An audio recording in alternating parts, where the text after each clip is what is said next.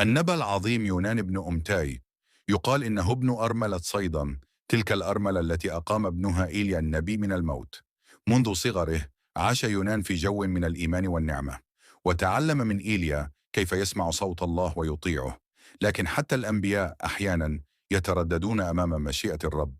ذات يوم أوحى الله إلى يونان أن يذهب إلى مدينة نينوى، مدينة كبيرة امتلأت بالشر والخطية. قال له الرب: قم اذهب إلى نينوى ونادي عليها، لأنها قد صعد شرهم أمامي. لكن يونان فكر في نفسه قائلا: إن كان الله يريد أن يهلكهم فلماذا يرسلني لإنذارهم؟ وإنهم تابوا فلن يهلكهم، وسأحسب أنا كاذبا أمام الناس. ربما يقتلوني أو يسخروا مني. فقرر أن يهرب. نعم، نبي الله قرر أن يهرب من وجه الله. نزل إلى يافا ووجد سفينة متجهة إلى ترشيش، فأبحر معهم ظنا أنه سيبتعد عن إرادة الله. لكن الرياح هبت بعنف والبحر اضطرب وكادت السفينة تغرق. ارتعب البحارة وصرخ كل واحد إلى إلهه، وألقوا قرعة ليعرفوا من سبب البلاء.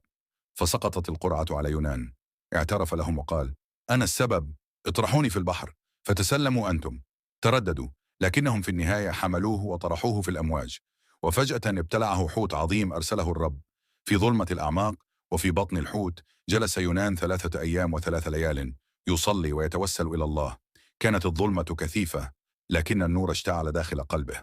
قال: من جوف الهاوية صرخت فسمعت صوتي يا رب. ورأى يونان كيف يمكن أن تمتد رحمة الله حتى إلى الأعماق السحيقة. ثم أمر الرب الحوت فقذف يونان حيا على شاطئ نينوى. قام النبي وقد تعلم الدرس، دخل المدينة ونادى قائلا: بعد 3 أيام تنقلب نينوى. لكن الشعب لم يسخر منه، بل صدقوه وصاموا جميعا. الملك والعظيم، الفقير والطفل، وحتى البهائم لبست المسوح، ورأى الله توبتهم فغفر لهم ورحمهم. تعلم يونان أن الله لا يريد الهلاك لأحد، بل الخلاص للجميع. هو إله الرحمة، بطيء الغضب، كثير الرأفة. ومات يونان بعد أن أتم رسالته، وقد عاش قرابة 100 عام، وتنبأ في أيام عوزية بن آموس، أي قبل ميلاد المسيح بأكثر من 900 سنة. وكانت قصته رمزا عظيما لقيامة المخلص من القبر بعد 3 أيام. صلاته تكون معنا. ما تنساش تتابعنا مونجيسو.